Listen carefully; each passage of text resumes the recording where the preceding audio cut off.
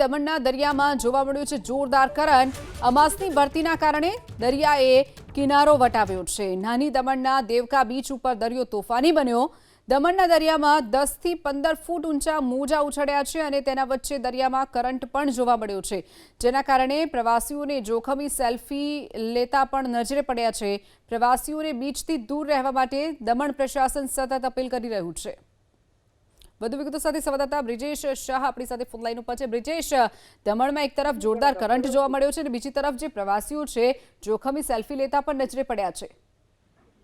જી, જે પ્રમાણે આજરોજ અમાસ હોય અને અમાસની ભરતી ખૂબ મોટી હોય છે, ત્યારે દમણનો જે નમોપથ વિસ્તાર છે ત્યાં આજરોજ ખૂબ જ આહલાદક દ્રશ્યો જોવા મળી રહ્યા હતા।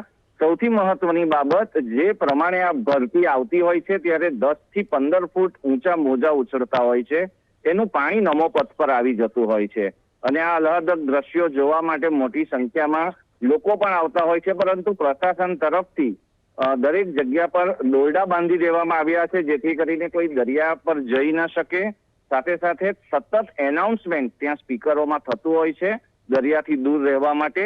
આ ખૂબ મોટો માર્ગ છે નમોપથ અને જે અન્ય વિસ્તાર છે દમણનો દરિયા કિનારાનો, ત્યાં લાઈફગાર્ડ પણ મૂકવામાં આવ્યા છે।